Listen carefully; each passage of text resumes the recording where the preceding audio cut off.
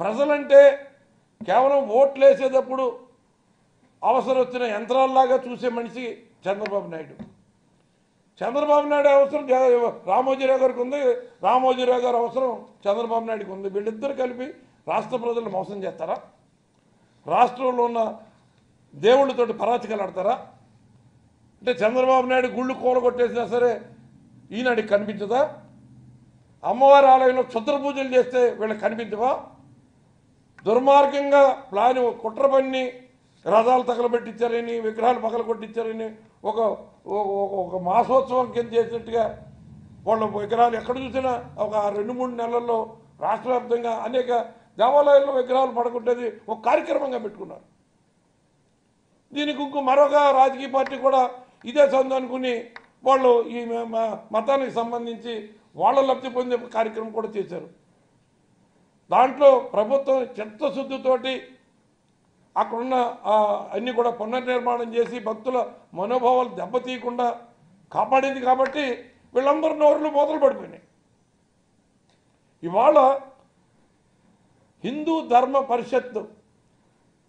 ధర్మ ప్రచార పరిషత్ అని ఏర్పాటు చేసి ఈ రాష్ట్రం రాష్ట్ర ప్రజల సంక్షేమం కోసం, రాష్ట్ర సమగ్రాభివృద్ధి కోసం, రాష్ట్రం అన్ని రకాలుగా అభివృద్ధి చెందడం కోసం, రాష్ట్రంలో ఉన్న ప్రజలందరూ కూడా సంతోషంగా ఉండటం కోసం ఒక యజ్ఞాన్ని చేస్తే ఎవరు ఎప్పుడూ చేయని ఒక గొప్ప యజ్ఞం 8 ఆగమాలతో కలిపి చేస్తే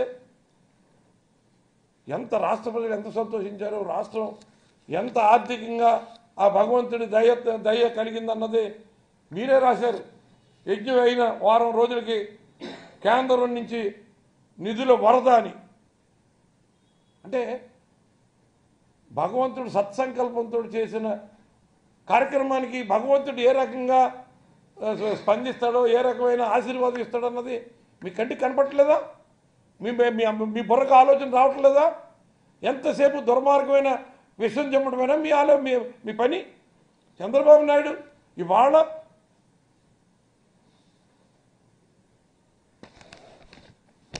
చంద్రబాబు నాయుడు గురించి మీరు ఎటువంటి జగదాడు వార్తలు రాయడానికైనా దిగజారిపోతూ ఉన్నారు.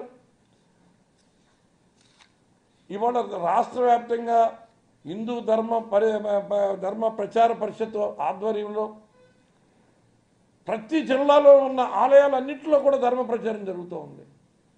మీ కంటికి ఎక్కడ కనపట్లేదా? మీ జిల్లా ఈనాడు యూనిట్లకి ఏం సందేశం పంపారు? గతంలో 1:4 రేషియోలో ఒక వార్త వేస్తే చంద్రబాబు నాయుడు 3 వార్తలు వేయమనేవారంట. ఇవాళకి వారానికి ఒక వార్త వేసిన చాలే, అంతకంటే ఎక్కువ లేదు. ఈ మనకి జీవన మరణ సమస్య అయినటువంటి ఎన్నికలో ఏదో రంగంగా మనం వాళ్ళ మీద ఎంత విషయమైనా చిన్మించైనా సరే మనం ఏదో రంగా చంద్రబాబుని గట్టెక్కించాలని ఆదేశాలు ఇస్తున్నట్టుగా తెలుస్తూ ఉంది. ఎంత దుర్మార్గమైన ఆలోచనతో మీరు రాతలు రాస్తున్నారన్నది మీరు ఇచ్చిన ఆదేశాల ద్వారా తెలుస్తూ ఉంది. ఎంత దుర్మార్గమైన కుట్ర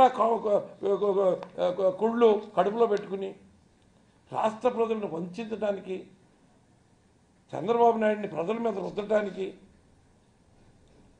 దేనికి అంటే మీరు చంద్రబాబు ద్వారా మీరు కూడా వాటాలు పంచుకుని లబ్ధి పొందుతున్నారు కాబట్టి రాష్ట్ర ప్రజలందరూ మట్టుకొట్టుకోవాలా? ఇవాళ రాష్ట్ర ప్రజలు ఎంత సంతోషంగా ఉన్నారు.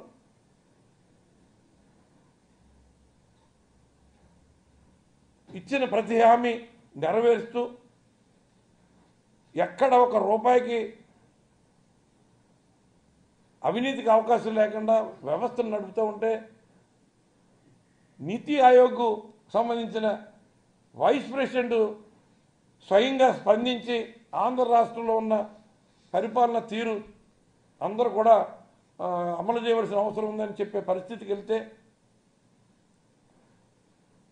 దేశంలో కూడా ఆంధ్ర రాష్ట్రంలో జరుగుతున్న పరిపాలన విధానం, ఈ సచివాలయ వ్యవస్థ, ఈ రైతు భరోసా కేంద్రాలు అమలు చేస్తే బాగుంటుందని కేంద్ర ప్రభుత్వం కూడా ఆలోచిస్తూ ఉంటే ఇచ్చిన హామీలన్నీ పథకాలన్నీ కూడా డైరెక్ట్ బెనిఫిషరీ ట్రాన్స్ఫర్ ద్వారా బ్యాంక్ ద్వారా ఆన్లైన్ ట్రాన్స్ఫర్ అవుతూ ఉంటే, 1 రూపాయి ఎవరికి లంచం ఇచ్చే పరిస్థితి లేకుండా ఉంటే ఇవాళ 66 లక్షల మంది పెన్షన్దారులు, గతంలో 38 లక్షలు కూడా 39 లక్షలు కూడా లేవు.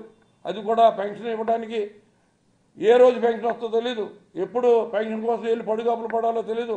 ఆ సాయంత్రం వచ్చేటప్పటికి టైం వచ్చేటప్పటికి సిగ్నల్ పని చేయకపోతే లేదు, మళ్ళీ మర్నాడు రమ్మంటారు. తిరిగి తిరిగి కాళ్ళు అరిగిపోయే పరిస్థితికి వాళ్ళ వృద్ధులందరూ వితంతులందరూ కూడా బాధపడిన సందర్భాలు. ఇవాళ అంటే మీరు వచ్చి ఇంటింటికి డోరుకి తలుపు తట్టి మరీ ఇంటికి వచ్చి 3,000 రూపాయలు నెలలో చేతిలో పెట్టి వెళ్తుంటే ఆ వృద్ధులు వాళ్ళకి కళ్ళల్లో ఉన్న సంతోషం, ఆ వితంతువులు మరి ఎంత సంతోషంగా ఆ ఇల్లు గడుపుకోవడానికి వాళ్ళు ఎంత బిడ్డ అక్కడికి వచ్చి బాధ్యత తీసుకున్నాడు. నాకు పుట్టిన కొడుకు కూడా తీసుకునే బాధ్యత జగన్మోహన్ రెడ్డి ఒక బిడ్డ రూపంలో నాకు సాయం చేస్తాడన్న భావన వాళ్ళలో ఎంత బలంగా నాటుకుంది. అంటే ఇవన్నీ మీరు వచ్చి ఈ ఇంటికి ఇచ్చే పెన్షన్లు తీసేస్తారు, వాలంటరీ వ్యవస్థను రద్దు చేసేస్తారు, సచివాలయ వ్యవస్థను రద్దు చేసేస్తారు, పరిపాలనా యంత్రాన్ని అంతా మీ గుప్పిట్లో పెట్టుకుంటారు, మళ్ళీ జన్మభూమి కమిటీని తీసుకొచ్చి వాళ్ళందరినీ నెత్తి మీద పెట్టేద్దామని ఎంత తాపత్రయపడిపోతున్నారు మీరు. ఇవాళ మీరు రాసిన రాత్రుల్లో ఒక్కటైనా నిజం ఉందా? ఒక్కటైనా నిజం ఉందా? మీరు ఇవాళ ఏ రకంగానూ రాజశేఖర్ రెడ్డి గారి కుమారుడిగా జగన్మోహన్ రెడ్డి గారు తీసుకుంటున్న నిర్ణయాలు మీకు అంతుపట్టలేదు. నిజంగా ఏదైనా నిజంగా మీరు ఒక మంచి సలహా ఇవ్వాలనుకుంటే చంద్రబాబు నాయుడికి ఇటువంటి సలహాలు ఇచ్చి ఈ చేస్తే బాగుండన్న ఆలోచన వచ్చింది. మీ ఆలోచన ధోరణి వేరు. మీరు ఎంతసేపు దోచుకో పంచుకో, నీకెంత నాకెంత, ఈ ఆలోచనతో మీరు వెళ్ళినప్పుడు ఒక నోబుల్ థాట్స్ జగన్మోహన్ రెడ్డి గారికి వచ్చిన ఆలోచనలు మీకు ఎలాగ వస్తాయి? ఆయన ఒకటే ఇన్ని కార్యక్రమాలు మేధావులందరూ కూడా టీవీలో చర్చల్లో చెప్తూ ఉన్నారు. ఇవాళ 2,55,000 కోట్ల సొమ్ము 1,62,00,000 కుటుంబాలకి డైరెక్ట్ బెనిఫిషరీ ట్రాన్స్ఫర్ ద్వారా వెళ్తున్నాయి. అంటే ఈ డబ్బులన్నీ గతంలో ఏమైపోయినాయి? అదే ఆదాయం అదే ఖర్చు ఉంది కదా అని వాళ్ళే ప్రశ్నించి ఇవాళ గత ప్రభుత్వంలో వచ్చిన ఆదాయంలో 40% దుబారా అయ్యేది విచ్చలవిడిగా దోచేశారు.